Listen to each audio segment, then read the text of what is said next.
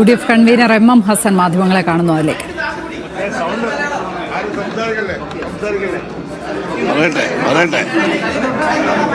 അല്ല, അത് വേറെ എടുക്കാം. അത് പിന്നെ എടുക്കാം. പറഞ്ഞോട്ടെ. തെരഞ്ഞെടുപ്പ് ഫലങ്ങൾ പൂർത്തിയാകാൻ ഇനി ഏതാനും സമയം മാത്രമേ ബാക്കിയുള്ളൂ.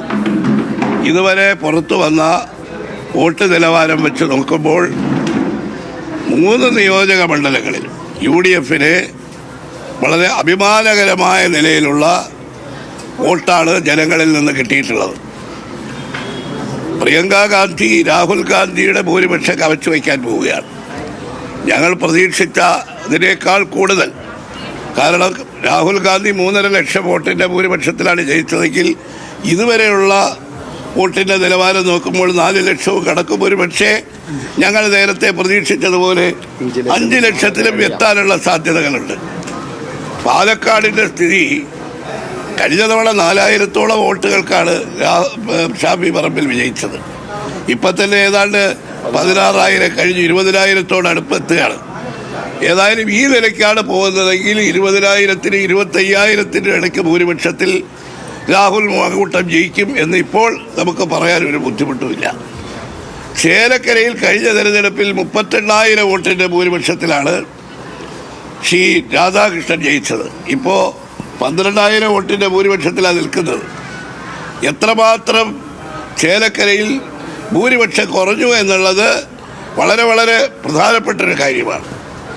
ചേലക്കരയിലെ ഭൂരിപക്ഷം കഴിഞ്ഞ 40,000-ൽ നിന്ന് 10,000-15,000 കുറഞ്ഞാൽ അതിൻ്റെ അർത്ഥം ഭരണവിരുദ്ധ വികാരം ചേലക്കരയിൽ പ്രതിഫലിച്ചു എന്നുള്ളതാണ്. കാരണം ഈ തെരഞ്ഞെടുപ്പിൽ ചേലക്കരയാണ് CPMന് ഏറ്റവും കൂടുതൽ പ്രതീക്ഷയുണ്ടായിരുന്ന മണ്ഡലം. അവരെല്ലാ പ്രവർത്തനങ്ങളും നടത്തി. മുഖ്യമന്ത്രി തന്നെ പല പ്രാവശ്യം അവിടെ വന്നു.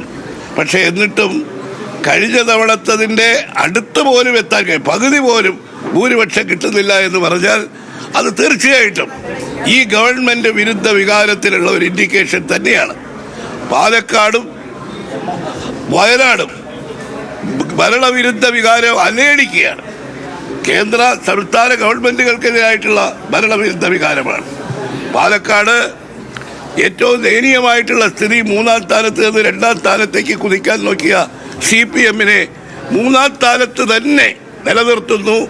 4-ാം സ്ഥാനം ഇല്ലാത്തത് കൊണ്ട് അങ്ങോട്ട് പോകുന്നില്ല എന്നുള്ളൊരു വ്യത്യാസം മാത്രമേ ഉള്ളൂ. ഞങ്ങളുടെ പാർട്ടിയിൽ നിന്ന് രാജിവെച്ചു പോയ സരിൻ എത്രമാത്രം മഹത്വവൽക്കരിച്ചുകൊണ്ടാണ് മുഖ്യമന്ത്രി അവസാനത്തെ ദിവസം സംസാരിച്ചത്.